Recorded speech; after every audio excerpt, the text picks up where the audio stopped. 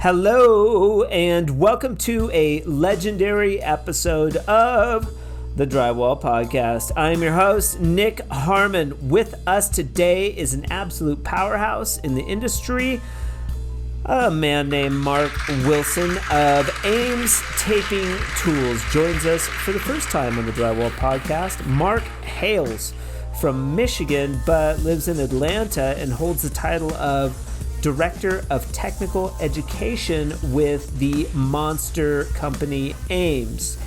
We talk about the importance of synergy in the work community and how a little encouragement has always trumped harsh criticism. And of course, we discuss the difference between hand taping and running the automatic tools. And what about that one time when some dude walked into an AMES and asked you to become a field specialist? And I was at a yard downtown Atlanta, and this guy was in there doing basically an inventory of the tools at the time. He says, "Hey, I'd like to talk to you." So, long story short, it went round and round, and the feeling was good. I remember I thought, we moved our corporate office, is what they said, to Atlanta. We want to grow the business in the East because as you came East, people were still hand finishing or banjo finish. They weren't using the tools. Even into the 90s, I imagine. Yeah, it was still lots of opportunities. So we need educators or trainers, and they called them field specialists at the time. We discuss his experiences living abroad and taking part in international sales with AMES and how that experience shaped his approach to sales. From continuous flow to tape tech, we cover it all on this episode of the Drywall Podcast. It's a bitter, turn down the sander. Last time I'm going to say it. Ay, with the sander.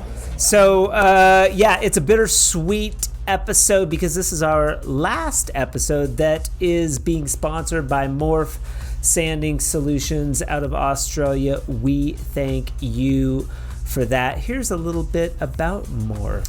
Drywallers, listen up. Meet the Morph Sander, designed by an Aussie drywaller who knows the grind firsthand. No, literally, all this guy has done for the last 10 years has been sanding drywall. Think I'm joking? Check out James Wyhonig's episode on the Drywall Podcast, episode 115, to hear the whole story. It's good.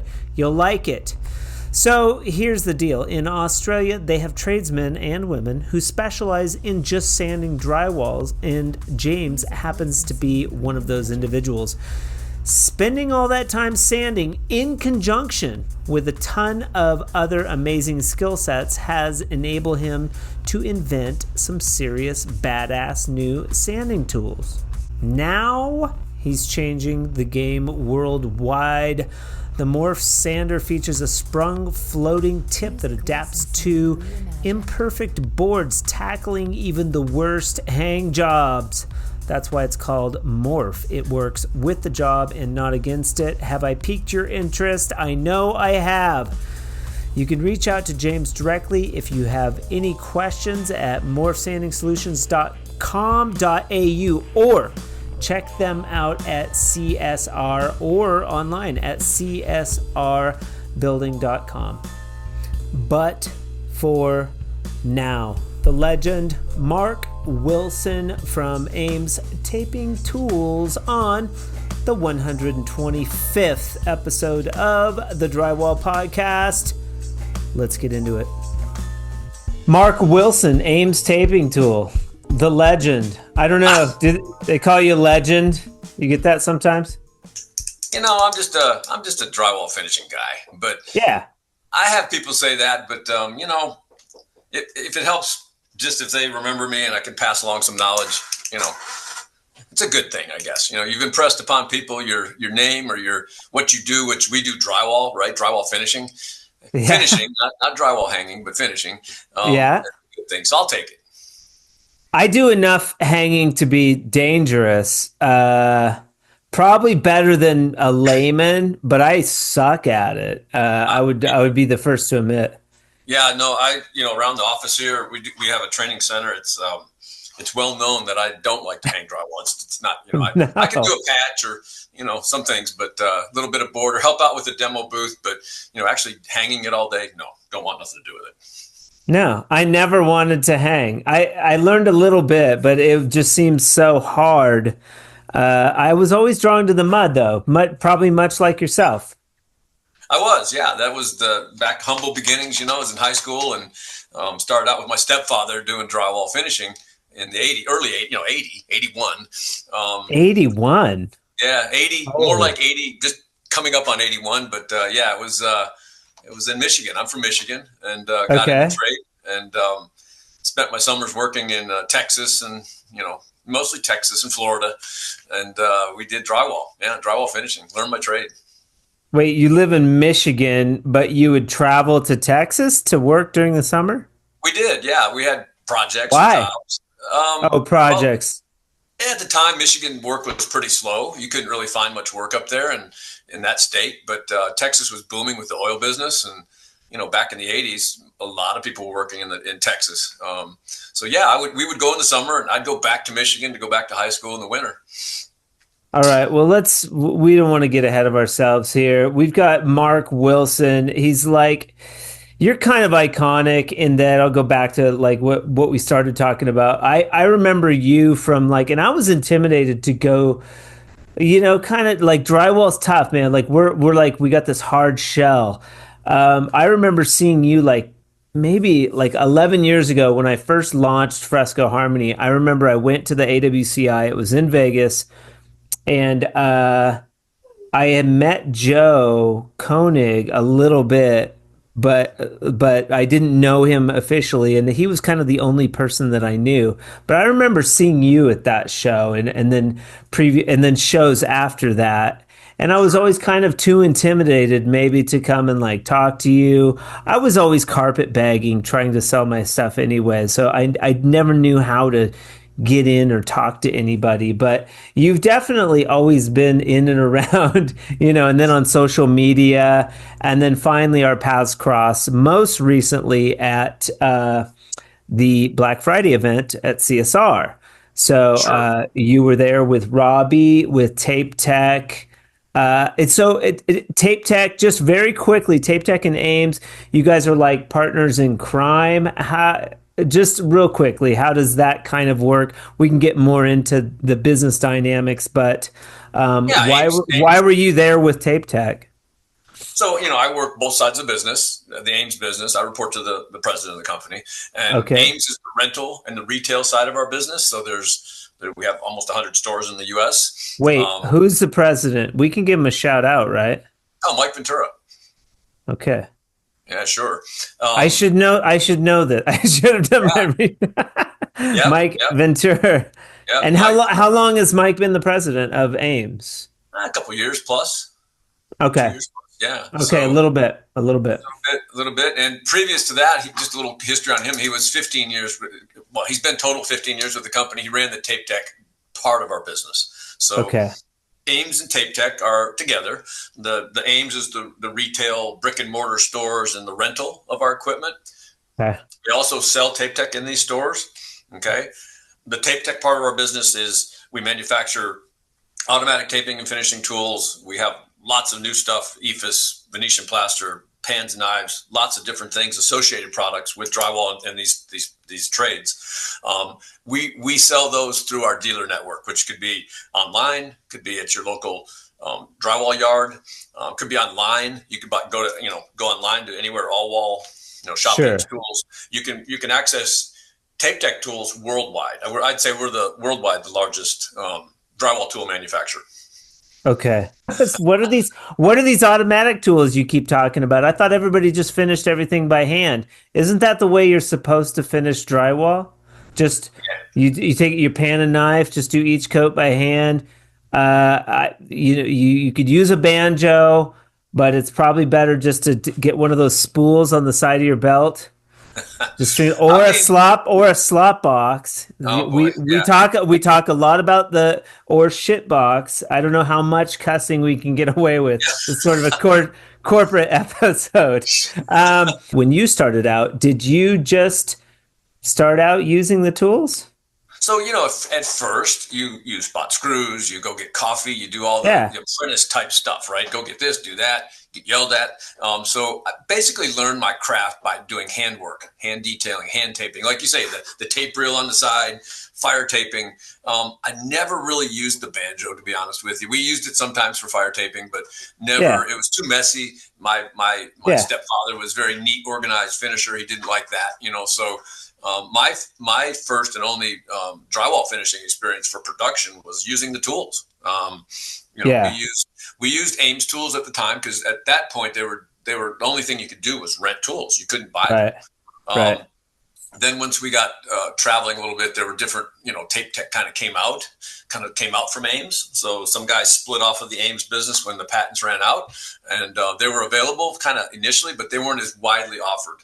So we primarily were using AMES tools back when I used, and I used all the tools. I used the taping, the corner roller, corner finisher, the boxes, the corner applicator, which was everybody's favorite tool to use. The corner applicator, although they had smaller ones back then, we used to use, and we finished all of our production work was done with tools. The corner box, like the box. Okay. And the technology's advanced so much. I've ran a bazooka a little bit, but like recently, and it's just amazing how good they are now compared to what they were crappy back at 20 years ago. It was like it just didn't seem like they were as good as they are today. No, I've heard you're a very good finisher. I've heard that from several people, that you're very accomplished tool fit all around. Not just because to be a drywall finisher, you have to know how to use your pan and knives. You got to detail soffits, corner beads, corner trims, off angles. Some things the tools don't do. So I think to be well rounded, you have to be good at everything to be a craftsman. I think to have an effective podcast, it behooves me to know a little bit about my industry.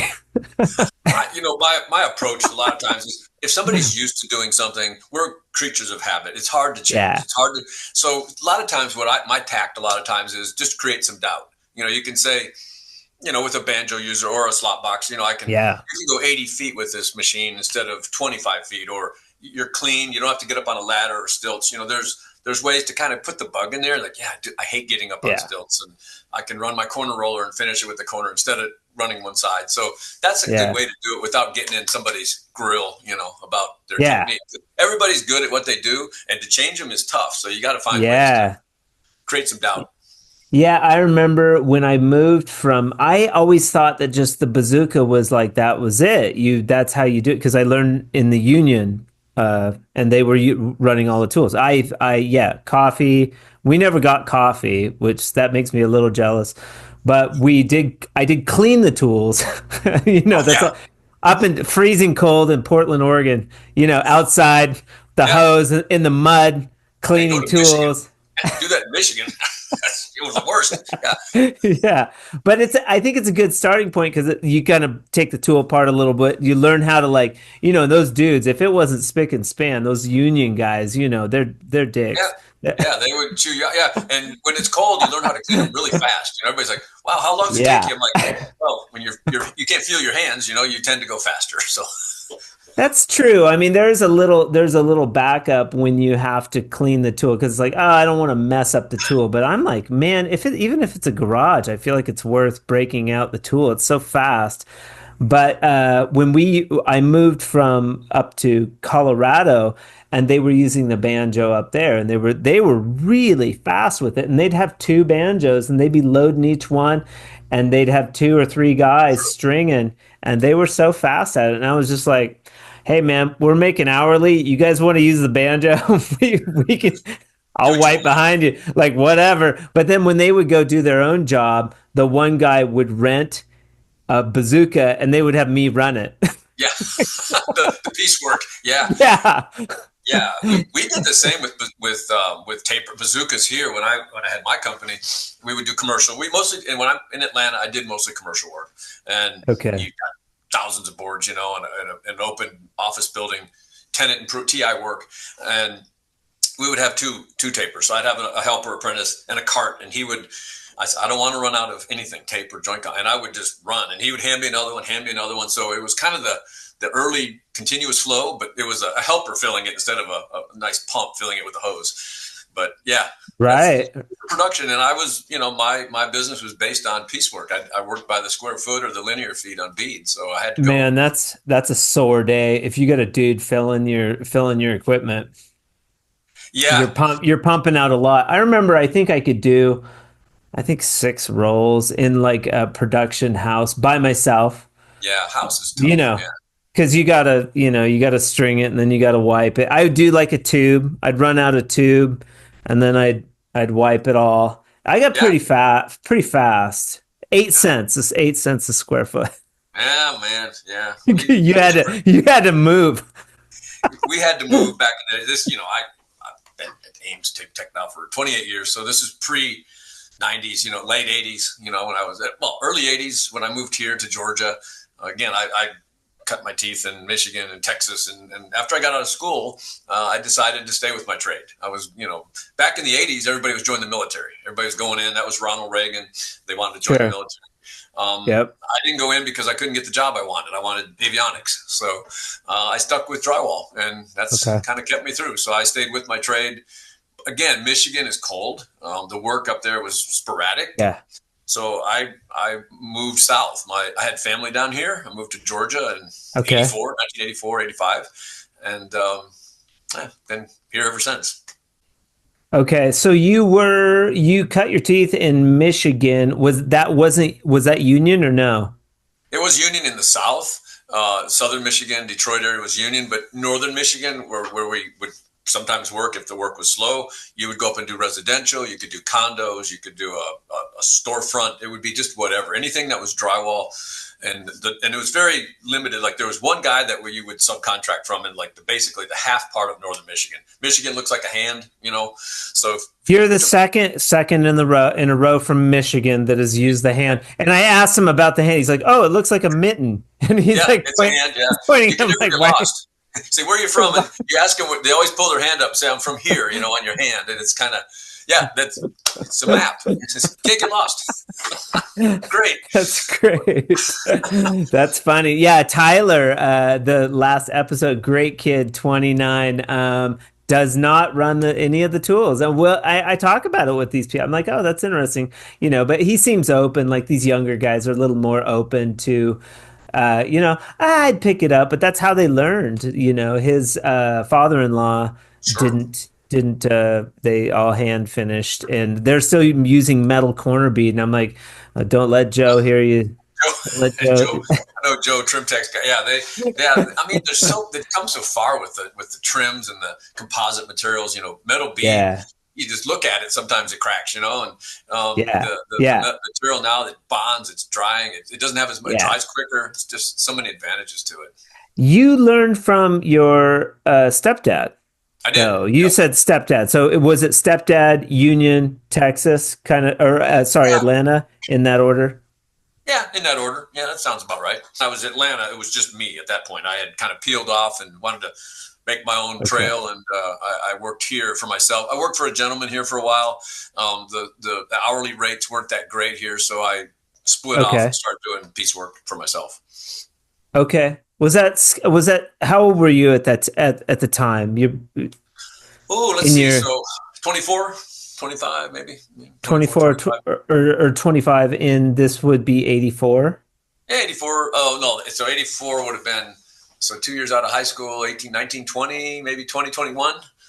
20, maybe 21, 22. And then as I peeled off onto my own, I was about 24, 25 years old. That's pretty young, Mark, to peel off on your own. I don't think I would have done that at that age. It would have been too hard in Crested Butte. I'm always impressed with people when they're that young, sort of starting their own. Was that sort of a nervous time for you to do that? And what were some of the challenges that you faced when you started sort of your own gig? Well, it was kind of happened overnight. There was a gentleman I was working for, a great guy I worked for. He shut his company down. I'm not sure why. There was some personal reasons, but a lot of the contractors that he was working for, large companies in Atlanta at that time, Atlanta was just sprouting and growing up. They basically approached me and said, "You're doing a lot of the work. We see you everywhere. You're running these tools," which at first they didn't understand what these tools were, but they magically their jobs got done really fast and really good. So they weren't familiar with the tools in your area. So that's a technology that you took from Michigan to. Yeah, Okay, interesting. That was the same in Colorado. They didn't really run the tools, and so I was kind of like a superhero. It was like, yeah, they like I came down from a spaceship or something. They would ask me. I'd go to the job with 3 or 4 guys. There's this huge job, and they were just astounded. Like, where's your team? Where's your crew? I'm like, you're looking at them. This is nothing. This is 400 boards, and we'll tape it out in no time. And commercial work, there's no ceilings. It's just acoustic. Yeah, gravy. Yeah. Very easy money. Yeah. And they would just, they at first thought I was crazy. And then after a while, if you're standing still, we're going to tape you to the wall, kind of thing. So, worked with people, trained them, showed them, worked through. But eventually it just got to be where I was better off subcontracting the work, doing it for myself and hiring the same guys to work for me. Did you have to go to like an AMES location in Atlanta to rent the tools? I did. Yeah, it was very, okay. I mean, AMES back in that day, they had what they called these regional centers where they'd actually repair the tools locally. So they had this, it was in Avondale Estates. It was this kind of Decatur, sort of towards Midtown Atlanta. It was you would go in there and you see all these benches. There'd be like 4 or 5 guys in there working on tools, and they were very strict about tools. To get an account, I had to have, my uncle co-sign for me. I had to give a deposit. There was a lot of requirements to rent tools at that time. Like you say, I'm a young kid. They're like, look, who's this guy? Well, though, probably because of the IP, and they already got this tape tech guy stealing their ideas. Everybody people that want a very big challenge were stealing the technology or using some of the technology and creating their own brands and tools. That seems like a nightmare. I've talked with Bernie. That was no easy path. But they were safeguarding against people like maybe it's like this guy's young, do we want to rent him the tool? We want to take care of the tools, but also at the same time they were protecting that IP. They were stringently protecting the IP, I would assume. Yes, I mean there was they were still, because as you say, the tape tech guys, they were AMES guys that peeled off, went up to, I think it was Seattle, and basically started making tape tech, which were copies of just gold colored. And then, they were kind of picky, but at that time, they weren't, well, in the East at least, they weren't known. It was primarily all AMES, and that was your only choice. And I remember going in there and, it was, I mean, I don't blame them. The guy was very strict. He was looking at me like, dressing me down and what are you doing? And they want to rent the tools though. It doesn't, it seems like who gives a shit? Like rent the guy the tools. We're going to make money. It was expensive too, right? It was, yeah, it was expensive. The amount of money that for back then you made wasn't as much, so you had to kind of, it was, but once I got to know the guys and once they knew I knew the tools, it was kind of and at that time, AMES stores didn't have, they had maybe a lift or a little Goldblatt hopper and a few knives. They had the old wood handled taping drywall, the finishing knives and pans. They didn't have much else. They had very few things in the store. Their main thing was the tools that they would rent, a little counter, and you would get the tools and leave. And, the feather light, everybody knows the old AMES feather light, the gold wood handles, that they had those hanging on the wall, but not much else. And the tools were why I was there. I honestly, I look back, you had limited places to get your equipment. There was a gentleman in Atlanta that opened a store, and give a shout out to Rick Dawsey. He was kind of a pioneer in Atlanta for opening a store that he has his own company now called Tool Pro, and they distribute tool products to everybody, any place they want to buy it. But he actually was North Atlanta, Marietta, on Highway 41. Wow, I can't believe it. He had everything. He had, you had the stilts, you had all kinds of things you need for drywall, which was at that time kind of like having a Walmart. Novel, kind of a novel idea, unheard of. So I'd still rent my tools, but I'd go to him to get my my equipment and stuff up on. I forget the name of the store, but it was great. Okay, and there wasn't like All Wall or no. Ellen. What about like the drywall supply yards? Were they selling? Very little. Very little. Like here's a pan and knife. It wasn't not a lot of sexiness to this industry. Very bland. Yeah. Sexiness was something that they didn't know that word. I think it's a little. It's a little sexier now. I mean, look at us. Yeah, hey, You there you know, go. it's gotten a little sexier.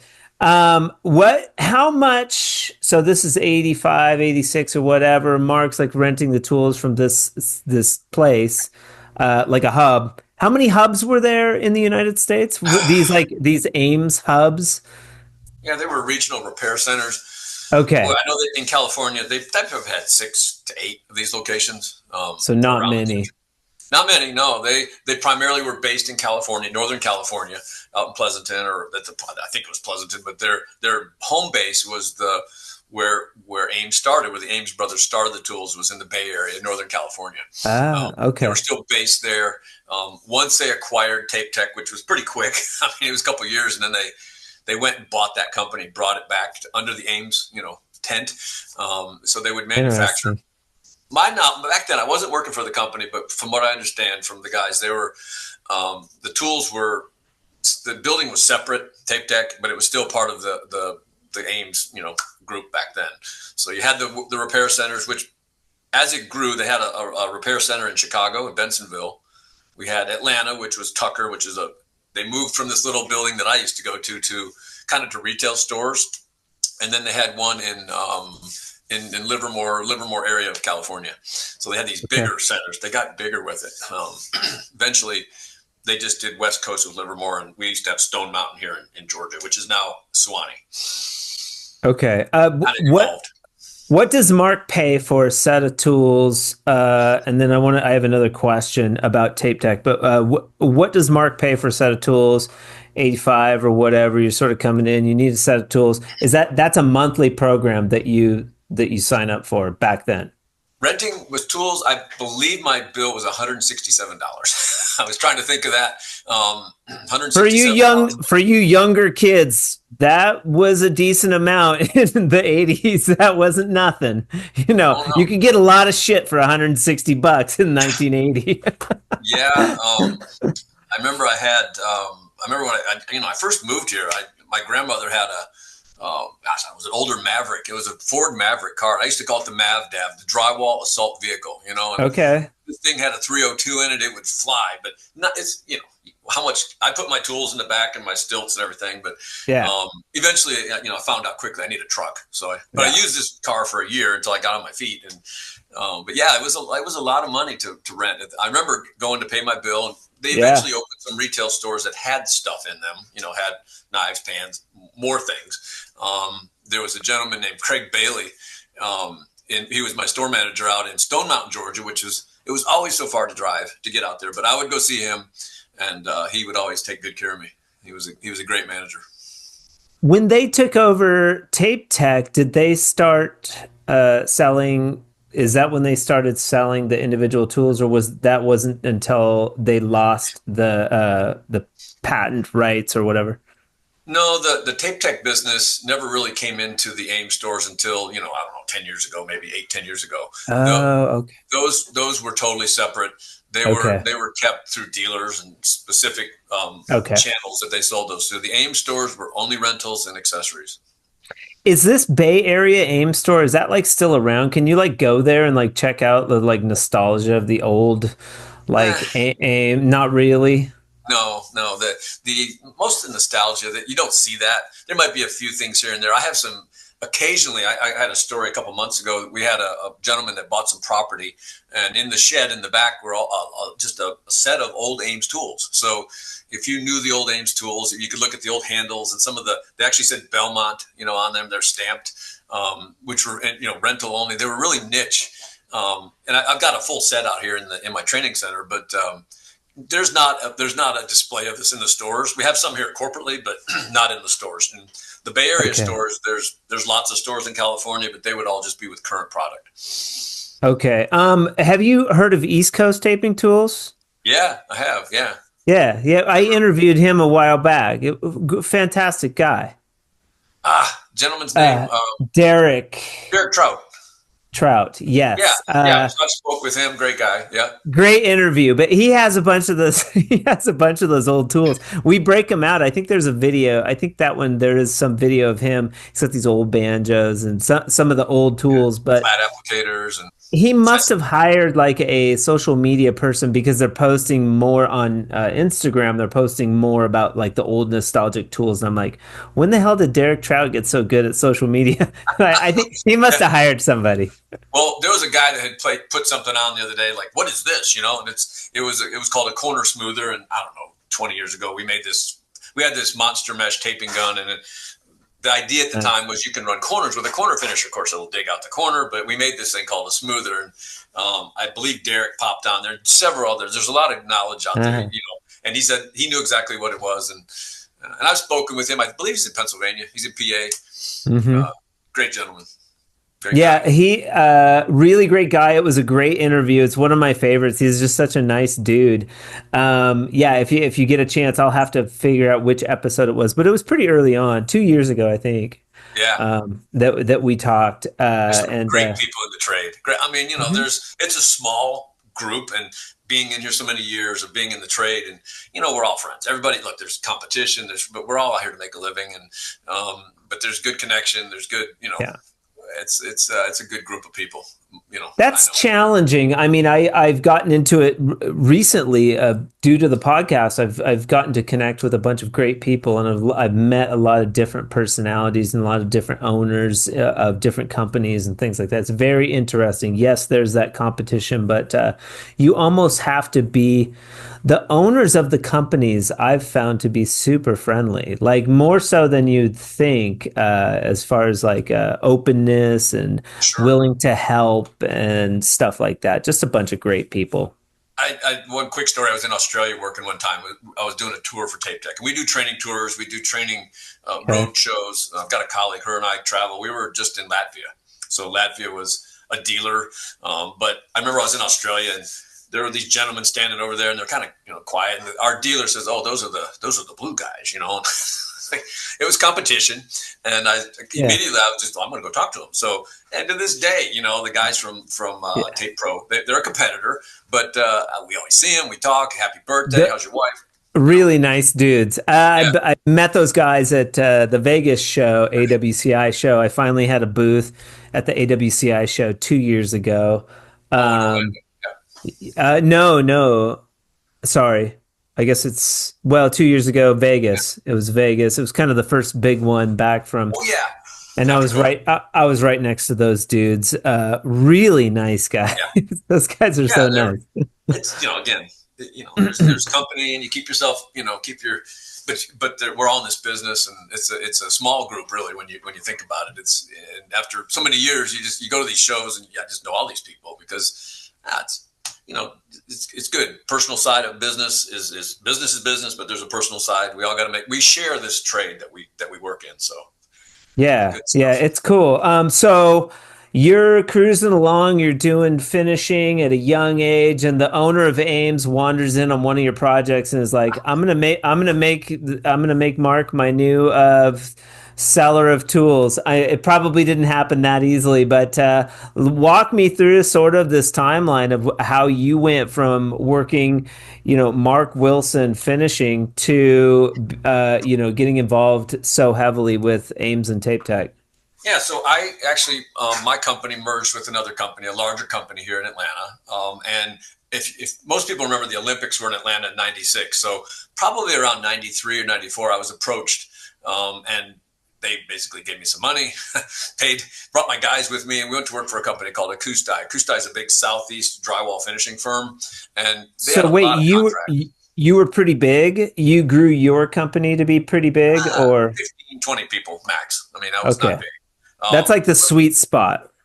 Perfect. Yep. Had a nice lean crew, and we could do a lot of work that was commercial. I only did commercial work. I didn't do residential, but went to work for these guys, brought my guys with me, and worked through the Olympics. So '96, after the Olympics, because if anybody's been in a city where they're building Olympic, it's crazy. There's a lot of work 24/7. You're just getting these projects, and we're talking big projects, not, Atlanta Airport, transit center, big places. Finished up, was just catching my breath, and I went in to exchange some tools actually at I was a general superintendent for this company, and I was at a yard downtown Atlanta, and this guy was in there doing basically an inventory of the tools at the time. He says, "Hey, I'd like to talk to you."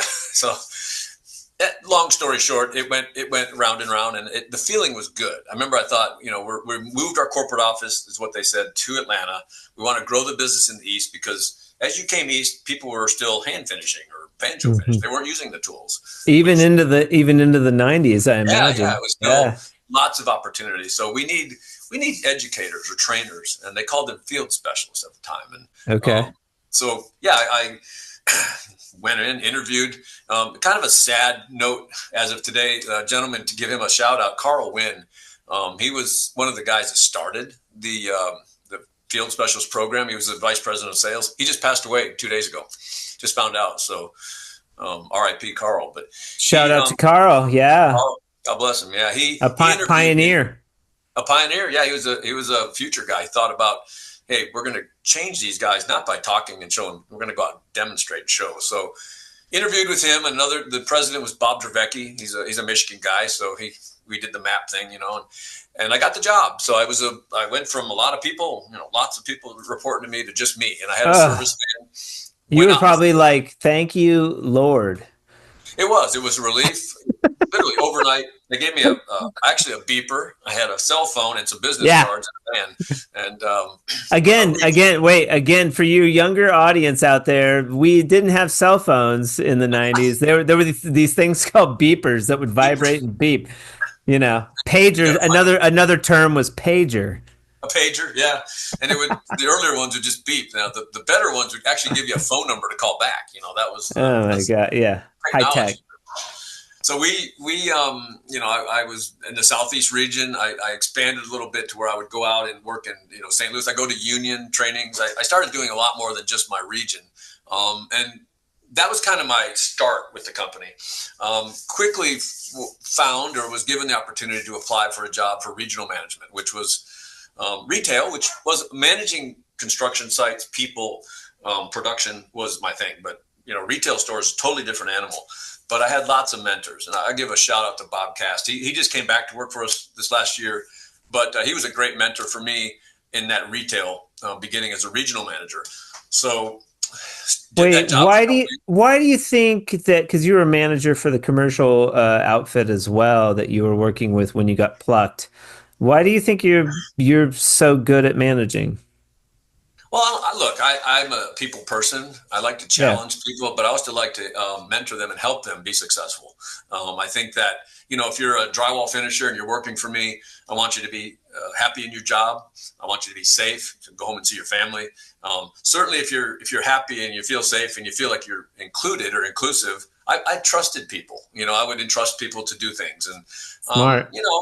That's a tightrope sometimes, but generally, my personality or my encouragement, we did very well with production. We had great success for jobs. You're a coach. You're like a coach. Yeah, you inspire people, and you're not going to inspire somebody by berating or yelling, and those days are gone. I mean, that's old stuff. So I like to do that to this day to my team I have now. I inspire them. I want them to be successful, and I'm that's my job, is to help them be successful. So when I had finishers, when I had crews, when we would be doing these large projects, I was very fortunate to have some really good guys that ran work for me, really experienced guys. But I had to kind of manage all that together and bring it together, because it did stop with me. If I reported to the owners of the company, I had to explain profit or no profit, and I didn't like that. I want to be successful. Most people want to be successful. Yeah. Yeah, well, success is an interesting word. There's different ways that people can be success. What I glean is that you're fostering a sense of team, and that's really smart. Not just team, but community, and also camaraderie. So maybe this is something. Was it Carl that sort of saw the value in you back in the day, or was it somebody else? I think Carl was bigger above. He was bigger picture stuff. I think he was more about the whole idea of having the trainers out in the field. I think some of my, like I said, Bob was, again, my background wasn't managing, stores, or you have to inventory how many knives you have, keep the lights on, and checklists, and then also, making sure you make the numbers, because there's certain amounts of things they want to sell. And keeping the lights on. But I give Bob a lot of credit, and there's people, Clint Winterhalter, James Barlow. There's all these gents that helped me along that had retail experience that I didn't have, that really helped me along to be a decently successful regional manager for the company. Yeah, they were smart. Years. They were smart to choose you. Just because I think there's more to it. Those are details, like the fact that like you knew the tools really well, and you could slide into this managerial position that's a detail. The fact that to me, how you interact with people and how you like foster that energy of teamwork and camaraderie, and you're able to show people how to use the tools. I think that's like paramount. And they were smart to hire you. Oh, yeah. That was a feather in their cap for sure. The environment was inclusive. It wasn't like, just put you on tee you up to not be successful. It was right. Hey, we want you to be successful. And these guys helped me, and I helped myself, but there was a lot of help to move along the way and be successful. And plus the end thing was the customer. So we can relate to the finisher. That you can walk into an office and talk to the president of the company, or you're talking to the guy on the job site with the tools. It's the same conversation, or you can relate to both sides of that. That helped a lot. Yeah, I mean, kind of like what we were talking about with the Drywall podcast. This wouldn't be an effective podcast if I didn't know how to run a banjo or a bazooka, or even a little bit about hanging. I think being in it makes the podcast relatable. It makes you relatable to somebody. So you're saying that you had, not only was it just what you brought to the table at AMES, but you're saying like when you went there, you felt like there was a air of community and synergy inside the company that helped foster that camaraderie, just like it was a good atmosphere, I guess, for success.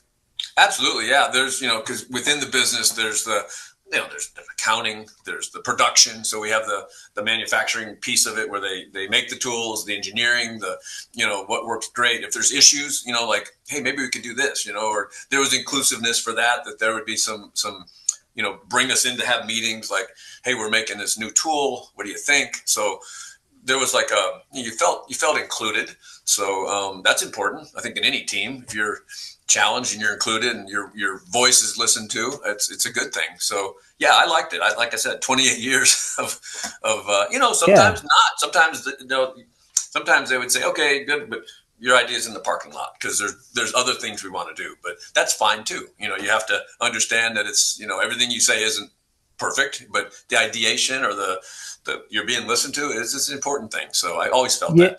You were used to that though, from being a manager of a larger commercial outfit though. I mean, you're still used to sort of taking orders in respect, and showing profit margin and productivity at the same time. Like you got to be able to show that. It seems like a pretty cool gig though. Like a lot of drywallers would love to have your job.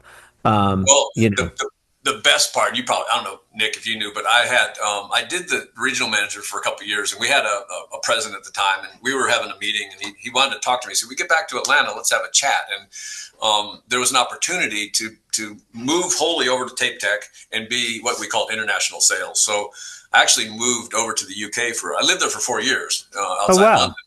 And it was because I feel like, I think my strength was I could, you could put a jacket on, or you could go to a meeting, meet the top people at companies in Europe or the UK, as well as be out there in the job site with my whites on and my Tape Tech shirt, demonstrating or doing shows. So that was fun. I mean, I think, traveling abroad everywhere, pretty much everywhere. That's cool. To show and grow that business and kind of pioneer it, kind of, put the stake in the ground. It was out there. The AMES tools were early on in Europe. There were some early rentals, didn't work out too good. All the rentals came back, and they ended up just being like a Tape Tech dealer network. Okay. To this day, which is still growing. I do have a question about Tape Tech. So this is interesting to me. So these guys, like, they peel off. They're working. You said they're working for AMES, right? So they work for AMES. They sort of implanted all of the technology from the AMES tools. They go up to Seattle. They make their own tools. They grow it to be super successful. Ames then takes them back over. That seems interesting to me. Now, all of a sudden, are they like in charge of product development for Ames tools? I mean, are they working on the tools in the shop? I think that predated me, but I think from my understanding is that they took the money and they were bought out, and I don't know if they were part. They may have been part of the transition to kind of keep the tape tech, because it was the same tool. If you look at an old tape tech, that it's identical. It has the same. I don't know if you remember, but the boxes used to have metal wheels. And so the Ames or the tape tech ones. So originally, some of the tape tech innovations were the anodization, where you wouldn't get your hands all black, from the grabbing the pump or the box handles. They anodized gold, so your hands were clean. But they kept that with tape tech. But yeah, I don't know for sure if the guys were hands on or if they just kind of stuck around for a year and then took their money and went elsewhere and did other things. Yeah. It's but then Ames utilized that brand to sell individual tools. Exactly. Yeah. Because some people at the time, rental was the primary business at the time. It was still very large. I mean, now tape tech is huge, but back then it was a smaller part of the business. I think the rental and the retail side was more, but yeah. Okay. We get a lot of people that like the tape tech. I mean, I'll, sometimes, because I interview a lot of, just dudes out in the field, how did you grow your business? I love hearing the stories of the individual, the applicators, the people in the trenches as well, and a lot of people like tape tech, I mean, it gets a lot of good response on this show. Yeah. I was talking to a gentleman in Texas. He's a paint company, and I may be speaking out of hand, but I think he was trying to get production better on it. Instead of subcontracting, he brought it in and did it himself. And he knew the tools, he knew everything, and he bought our continuous flow system. And I speak with the guy's very knowledgeable. He's very, picks up stuff really fast. And it's kind of neat where you see drywall and painting are kind of in some areas because of the need for labor. They're doing both. We had a guy come in, and we have a national training center here in our building, and a gentleman who was a paint contractor from Omaha. He brought himself and his employee in. He says, "We're going to learn finishing," and he had no idea, like not pen and knife or anything. So beautiful, constant training. We stay with him. I'm proud to say that. We don't just train and see you. We keep in touch with people for years, and it's not one and done. So it's another thing I pride myself on is maintaining relations and following up on people to make sure if they need, if there's a need to get better or come back in, or we need to go see them, we stay with training. Great. That's great. Ames is a pretty big company. How many Mark Wilsons are there? How many of these guys do you have, these regional managers you guys have? So people like you. Right now, my job is my job on the door here is director of technical education. So during changes in times, your title changes depending on the company, the management at the time, the CEO. But yeah, so we have currently, I have 3 what they call technical specialists that are in vans regionally, and they're east. I got to say, we have Southeast, we have Mid-Atlantic, and we have Florida. Working on growing that to other regions like, say, Texas or the West. Sure.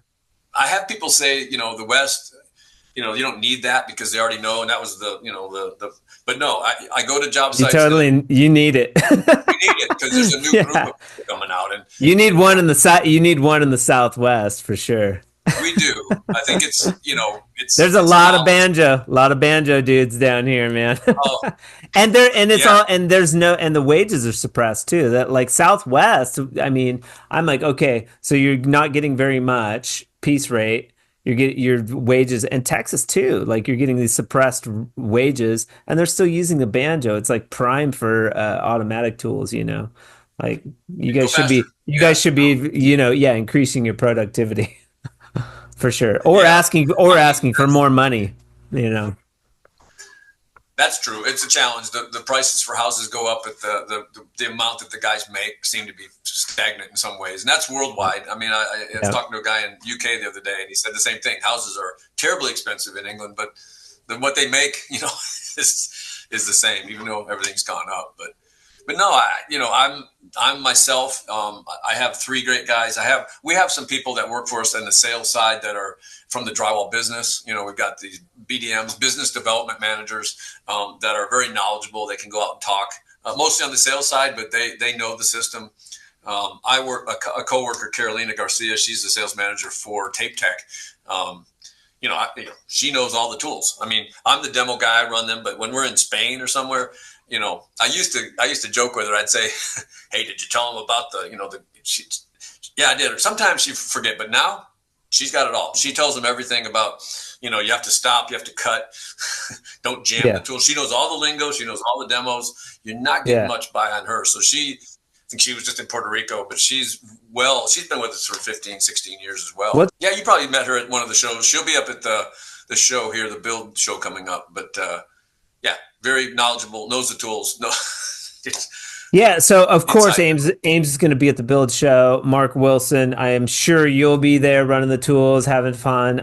What booth number, if you know off the top of your head? Oh.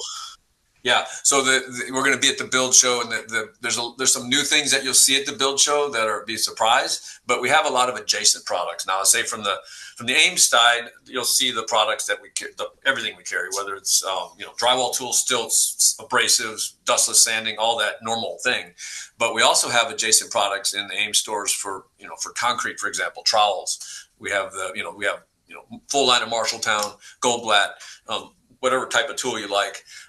Very excited on the Tape Tech side to have a whole line of tools that are for EFS. I don't know. I call it EFS product where, if you're cutting foam, if you're cutting with a hot knife, if you're cutting on production where you have a hot wire, we have a really neat tool. It's a rasp. It's a powered rasp, and it actually connects to a vacuum. So all this foam that flies around on the exterior of the job, it collects all that. Great success. It's a Tape Tech unique product for North America. It's cool. Really well. I was demoing up in Nashville this thing, and I'm an inside guy. I'm a drywall, but EFS is similar to what we do, but it's just on the outside. Yeah. And but rasping, this foam flying everywhere. This rasp basically is like a dustless sander. It connects to a vacuum, and instead of the foam flying everywhere for EPA rules, it'll collect it and rough up the surface just enough. So you'll see that at the Build show. Okay. We've got a couple some neat surprises that when everybody comes to the show, you'll see them as well. It's pretty good. Cool. And some plaster tool, like plaster, going into the masonry and the concrete sort of new trowels and tools, things like that. Yeah. So decorative finishes, whether it's Venetian plaster, that's one thing that I do. I make myself knowledgeable. I'm aware of Venetian. It's a very decorative, neat product. Some niche products, whether you're in, but we see it more and more. You see people that maybe they're not doing their entire house. They're not, they don't have a villa in Italy where they're doing the whole house, but maybe they want their fireplace done or their bathroom or something. It's just part of the job. So they'll go in afterwards, an existing house, and apply this finish. So learning how to do that. I probably wouldn't be a trainer at it because I haven't done it long enough, but I can do it. It's not terribly hard. It takes a lot more steps, but it's a thing. And again, Tape Tech has a full range of all the equipment is from Italy. It's well made. It's top notch. Okay. The control of it, how you hold it, for Venetian or decorative, as well as the each side trowels, hawks. We have compound rollers. We have this specialty knife, skimming blades. We have a lot of neat products that we offer that, in a Tape Tech name that you would just think of Tape Tech as drywall tools, but now we have this wider, Yeah. And you kind of have to, because all of these companies are coming out with their own sort of line of these types of tools. It seems like there's a big surge to diversify in this space currently. From like corner rollers, like the little applicator roller to like applicator rollers for mud for skimming. Like that seems like a new revelation. Like I've had like apprentices rolling on the colored mud for me to trowel out for 20 years, but now there's actually mud specific rollers that I'm sure you guys carry, all that. Yeah, they hold more material. They apply it more evenly. It's as opposed to a paint roller. Back when we were doing it, you had to use a paint roller, and it's made for liquid. It's not made for a denser product like joint compounder. So they're probably those rollers. They probably have like a synthetic nap. Okay. Yeah. And they're you have small ones. You have internal angle ones. So if you're skimming, a lot of people spray the material on. People spray on from like a level 5 finish. They might spray the product like a a product that's ready for level 5 where you don't have to do anything to it. You spray it on and leave it. But a lot of people still roll on and clean off or wipe the material with a blade.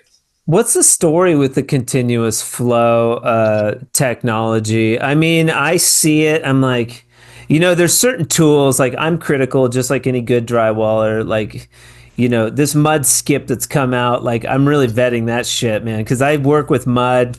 It's pretty cool stuff, but I have to use something, that it seems like the continuous flow is a challenging sell. I do see people use it, but then in certain applications, certain setting, maybe commercial, like it'd be nice to have that pump hooked up to the box, just like pumping mud out, for days. What's your take on it? So we worked with that. I was on the original team, and it's not a new system. It's been out for a while. Okay. The idea was there were some gentlemen that had pioneered kind of continuous flow back in the day. They were up in Wisconsin. They basically hooked it to a Mark V.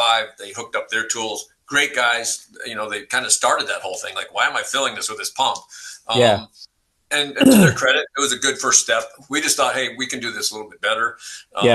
We kind of worked with Graco, and we kind of pioneered the pump basically that's made for the tool. So there's a pump that you pull the trigger electronically. It's kind of like a Bluetooth signal. It's not, and it would turn the pump on. You let go of the trigger. You'd have a hose that would go to a smaller version of our tools, mostly. So the taper is, let's say when a bazooka's full, it's 18 pounds. This thing was 8 pounds. Yeah. It's smaller, but it's the same thing. It's not radically different. It's you don't have to carry all that weight around. Yeah. And you don't have to, you don't carry it. You don't have to walk over and pump. And, that was another thing. Fatigue, time on wall. I remember when I ran work how many trips the guy had to make, and he's not producing anything when he's walking, or filling. He's getting tired. I know it's a break for him, but that's break time, Mark. Come on now. Yeah. That's what I always heard that. I started continuous flow before I even knew that word. So, but look, I was in Northern California, I don't know, last month with a guy, and this guy was great. We were working on the job site up near San Quentin, actually, northern part of the Bay Area. And this guy, I swear his feet I never seen a boot. He's like 17 boot, Beautiful. Big guy. And he says, and he loved it. Here's this guy that's, he just took off with it because it's so much lighter. It's easier than filling the tool. He was really good with it. But we just took it, again, partnered with Graco. We took the best things, the things that we thought would be better, connected our tools. The only bad thing was when we came out with this was that little recession we had. So at first they didn't go over too well because of the recession in 2008. But after coming out of that and to this day, you see people that are really looking at labor shortage. How can I increase my productivity? Time on wall, the guys running the machine. I have people tell me, well, but act like a hockey team. So do a couple rooms, rotate another guy in. You never see a hockey player out there the whole game. He's going 100 miles an hour for, 5 minutes, and then he jumps off, another guy comes in. So not to say you have to go 100 miles an hour. You can do it your own pace, whatever's safe or comfortable. You just don't have to stop. Carry that tool over, put it down, pump. Plus, you have to carry the mud around on a cart. Not easy stuff. The biggest challenge is the hose because our guys are not used to being tethered to anything. Yeah. Getting a hose upstairs, downstairs. Would you say this is more commercial or residential type? Commercial. I wouldn't totally. I've had one customer here in Atlanta. He doesn't use the taper or the bazooka or the boxes, but he loves the corner tool because it's just a pull with a corner finisher on it. And he leaves it out in his truck and he runs the hose up into the building. And 175 feet away, he can just do corners because the corner applicator, as is not easy. Not an easy tool to run. Mud runner is an easier tool, but there's nothing easier than a continuous flow corner tool. It's just a angle, a trigger with a corner finisher on the end of a pole. So cool. That's used in residential, but mainly larger commercial jobs. Okay, so you're a proponent. You're a proponent of the continuous flow. You can see where it would work certainly in a commercial application setting, especially if you're doing. Some of those commercial jobs, man, you're just doing so much footage. It's crazy. Yeah.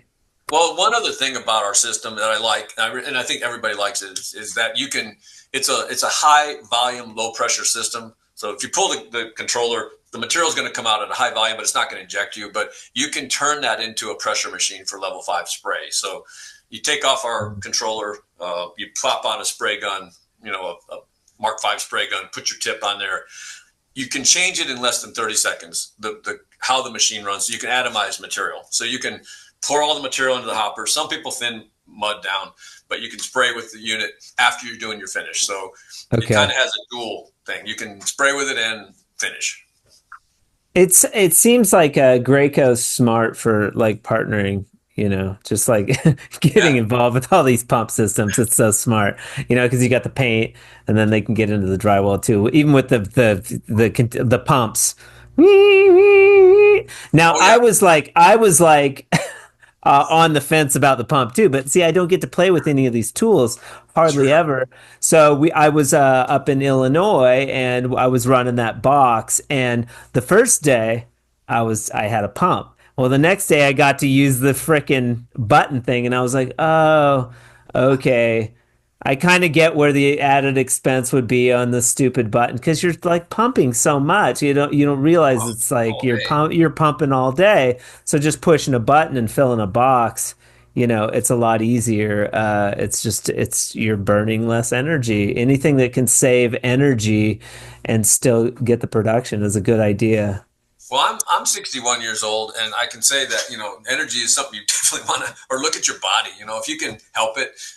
Again, filling a tool, I don't know of anybody that charges for filling a tool. It's what you do on the wall. So that's just a step in the process. If you can do it easily and, helping your body, it takes a lot. It's a physical job to finish drywall is physical. So if you can help yourself, by all means, at least think about it. Again, I know people, I want to carry the pump up on there, but if you have something that eases that or makes your life easier down the road, especially, think about it, at least entertain it.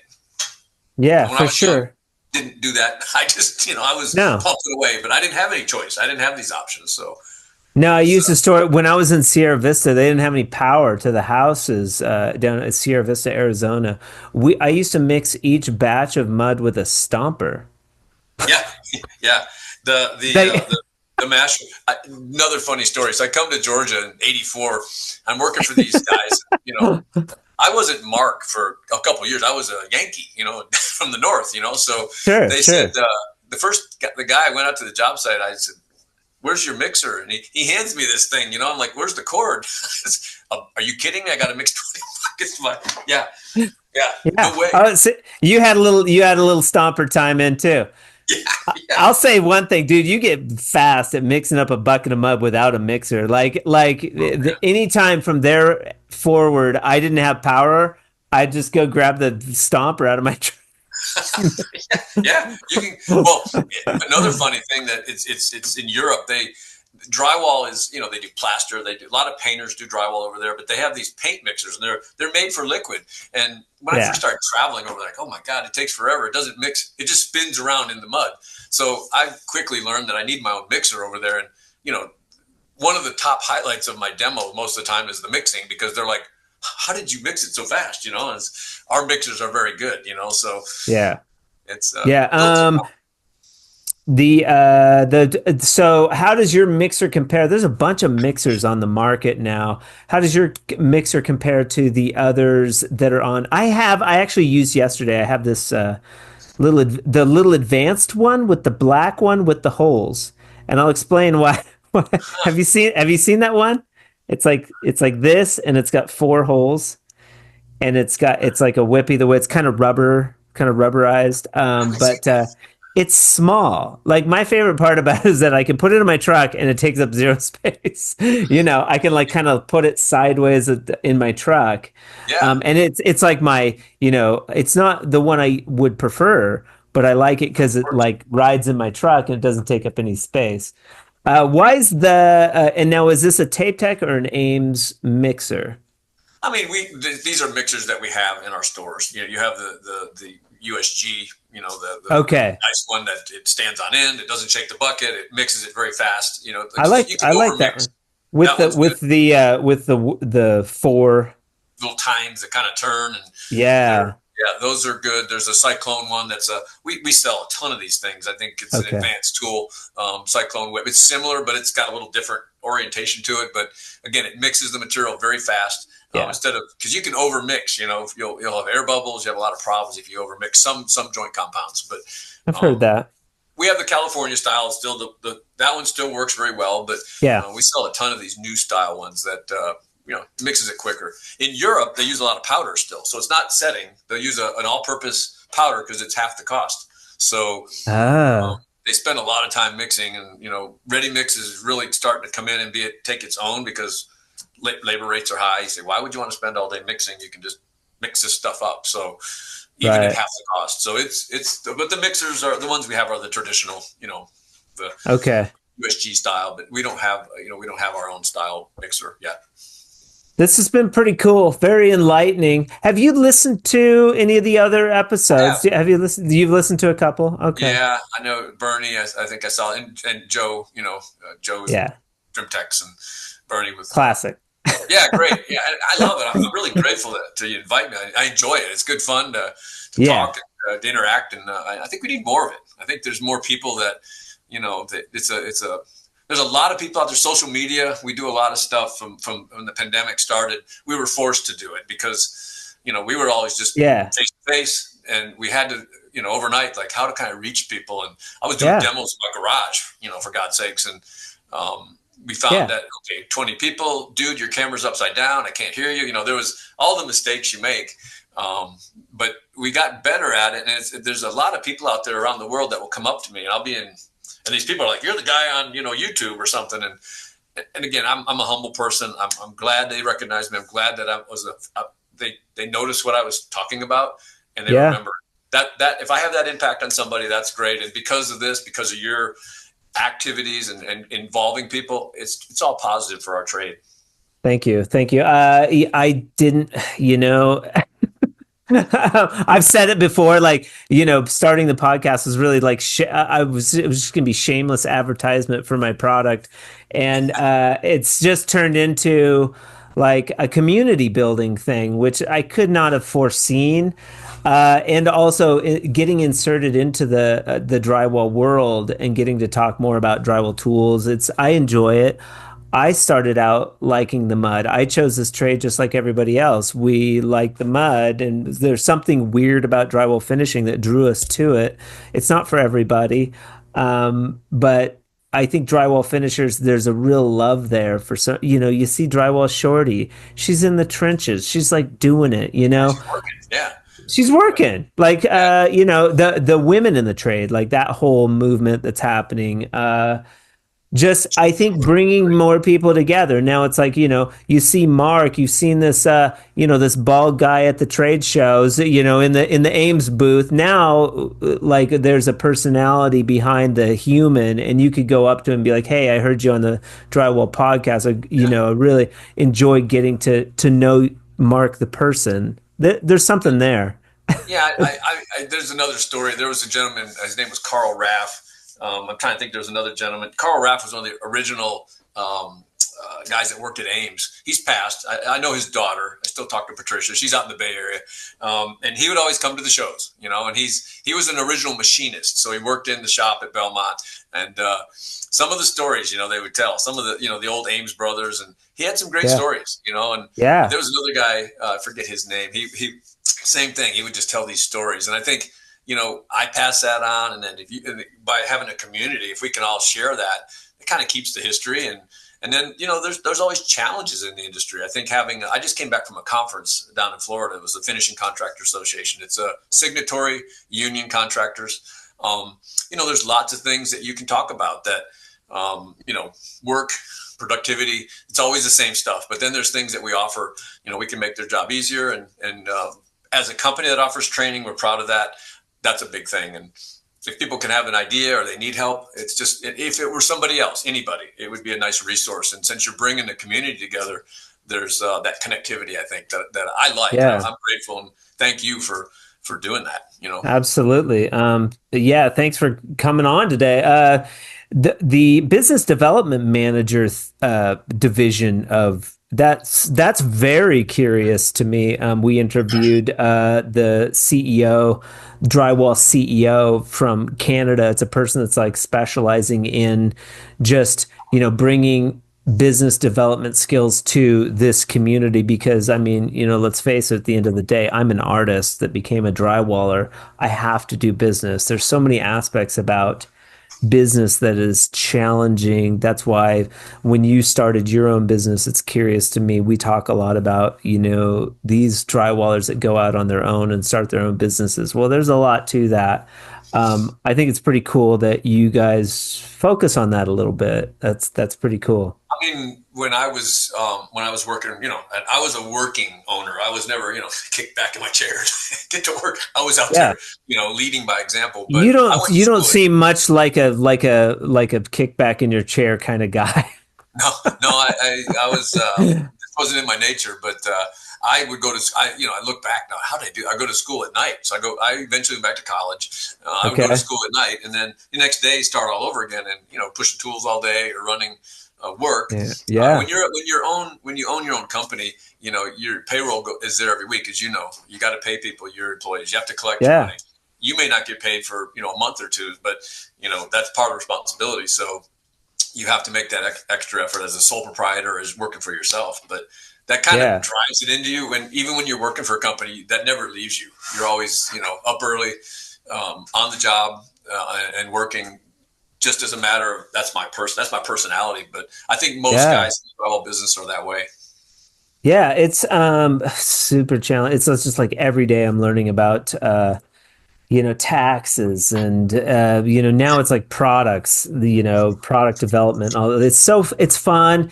It's sometimes I want to pull my hair out. Sometimes it's just the biggest reward in the world. Yeah, or like lose my hair. Do that. Yeah. Mine just fell out. I never pulled my hair out. Couldn't afford it. Yeah. Mark Wilson, and I'll ask a pearl of wisdom for the drywall community from the great Mark Wilson of AMES Taping Tools.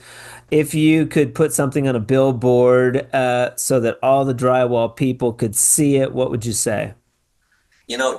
Just step back and enjoy every day. Life is short. We only have so much time. You got to work. We all have to work. Take time to enjoy the little things. I mean, you're out there working and it's cold and you got to work extra. You're tired, but there's probably something good about it. You can make something nice during your day. I think that it's probably not easy for some people to do, or everybody. We all have our things we have to deal with, but try not to stress. Enjoy the little things and make your work as most people do. Take pride in it, but enjoy it. Take time to enjoy it, and not an easy task. I'm not saying everything's easy, but there's times when I look at my day and I compare it to somebody who's not able to be out there healthy working. That's maybe not well, right. Or has a problem that I think for me is on a human level. I think that we got to work and you got to collect the money and the guy's picking you to death or maybe holding some of your money. Those things they suck.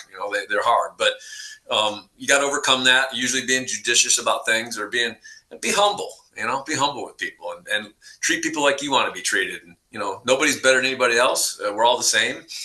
Certainly different roles, but I would just impart that on people to take a step back, look at what you have, be grateful, and love your family. That's the number one. Your family, your health. You got to work, but just think of things like that. I think that would be just my overall, to impart on someone. Enjoy life. Love it. And then if we want to find out a little bit more about AMES, you guys have, and do you have your own page, or do you have separate pages from like the AMES page? Do you have like the Mark Wilson YouTube channel where people can go and check out Mark using the different tools, or is that affiliated with the AMES? So yeah, there's the AMES, and mostly the Tape Tech. Tape Tech has their own YouTube site or pages, I guess. If you go to YouTube, that's the best. Tape Tech is the best. If somebody wanted to go learn about AMES or Tape Tech tools, you would be on the Tape Tech page running the different tools or showing people about them. Yeah, there's a lot of me. I do have one of my, he's a good friend, Reynaldo Garza. I've known Ray for 30 odd years. He works for me here, gratefully. He does a lot of Hispanic or the Spanish language things. So you'll see both of us. For obvious reasons, he can, translate, or he'll do it in Spanish. But yeah, AMES has a site. If you go to the tapetech.com or AMES.com, there are There's information about training and education on both of those sites. I would say, just as of this date, today, that the Tape Tech site has just been updated with some really neat things, and it's constantly being updated. But training and the AMES follows right after it. But they're working on these things, little technical things. But check those out. I do have my own personal. If you go to Facebook or Insta, I don't do TikTok, but I do have a Facebook and Instagram page. It's Mark Wilson, and certainly the hair, you can tell who the guy is. So the hairstyle. Yeah, he's recognizable. Certainly handsome. Thank you. Yeah. The booth is 311 for the build. Yeah, look out for Tape Tech in the AMES booth. Mark will be there showing his skills at 61 years young at the booth, and probably answering questions that people might have. And that is booth 311. Yeah, 311. I'm going to be. It's not just me. There's Al's going to be there. He's a 28-year guy with the companies from Florida. Okay. Kurt Krauser. I think Kurt Krauser. He's one of our best store managers. He's in Pompano Beach. He's coming up. He's been. I think he was born. He had a couple of days, and he went to work at AMES. He's been with AMES forever. Beautiful. Our management team, our marketing, Carolina will be there. So we'll have a big show. We have a lot. We have some neat new things that will be showing, that will be showcased at the show. Wish I could tell you, but I can't. But a lot of the older stuff, but some of the newer adjacent products, with whether it's EFIS or the artistic finishes, decorative finishes, you'll see a lot of that there as well. Beautiful. And if you're listening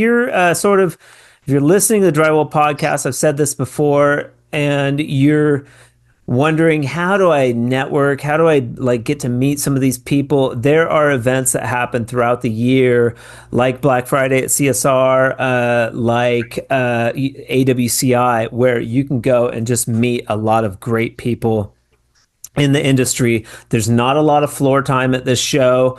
It's you got a small window on Wednesday, you got a small window on Thursday, but if you came out just for the floor time, you get to see a lot of the cutting edge tools, and you get to meet me, you get to meet Mark, a bunch of these, and just do it, man. It's one time a year. It's a lot of fun. It's in Charlotte.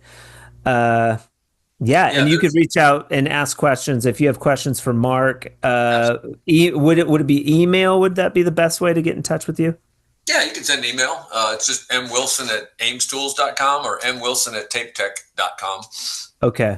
Easy to reach out, and those, or if they make an inquiry from the site, or if they're on Facebook or Instagram and they post something, I usually get questions, and people will say, "Hey, I got a problem with this tool," and they'll post something that, and then it'll come back, and we will answer that through our web people, the web people that monitor that. I'm not sitting here all day on my computer, but look at that. There's, just to kind of tag on, Nick, there's, we have dealers, the yards, the suppliers, the dealers that sell Tape Tech in particular, or the AMES stores that have open houses, that have events, usually once a year or twice a year. We're having a lot of them. Saw a schedule that if you're not able to get or travel to Charlotte or Vegas, look at your AMES or your local. You can go to Tape Tech and put in your zip code. It'll tell you. There you go. And they're happy to invite you. Whether it's a Sherwin-Williams or a L&W or a GMS or a FBM yard. All these people sell Tape Tech, and they have these open house events. I've got 3 of my coworkers are down in the Low Country, down by Savannah right now, Hilton Head, doing shows. So that's another place you can go out and see products or meet people face to face from the company. We're good at that. There you go. Very cool. Mark Wilson, thank you so much for being on the Drywall Podcast today. Awesome. We'll do it again soon, or maybe I'll have to track down this Garcia.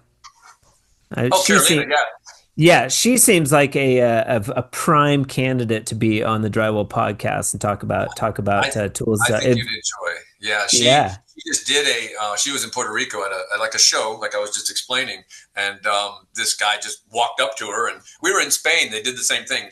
She's very, very knowledgeable. So yeah, I would encourage, or I could put you in contact with Carolina, the connection there for her to, from the Tape Tech side, and knowledgeable. She would be great. All right, sir. Well, you have a good rest of your day, and thank you so much. We'll talk soon. Thank you, Nick. Take care. All right, bye. Huge shout out to Mark for being with us and sharing his knowledge and information on the Drywall Podcast today. I appreciate it. I'm sure our listeners appreciate it. You were just fantastic, sir. Today's episode of the Drywall Podcast and all of the episodes of the Drywall Podcast in the month of March were brought to you by Morph Sanding Solutions. Huge shout out to James Y. Honig for supporting the Drywall Podcast. If you have questions about Morph Sander, you can check them out at morphsandingsolutions.com.au or check them out at csrbuildings.com.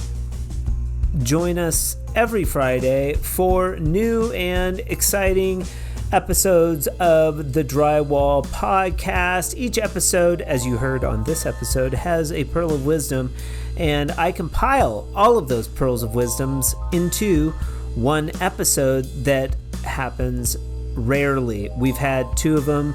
Next Friday will be our 3rd Pearl of Wisdom episode, so you're going to want to tune in for that. Guests of the Drywall Podcast will receive a sweet swag bucket full of all kinds of cool drywall goodies from our friends up north at CSR. You can check out more about CSR at csrbuilding.com, or you can email me at info@frescoharmony.com if you'd like more information about them. You have a lot of choices when you tune in to listen to a podcast. I am grateful that today you chose this one. I wouldn't be doing these if you guys and gals weren't listening, so I appreciate you for that. Thank you so much for joining the Drywall Podcast today. I hope you all have a fantastic weekend, and remember, keep drywalling.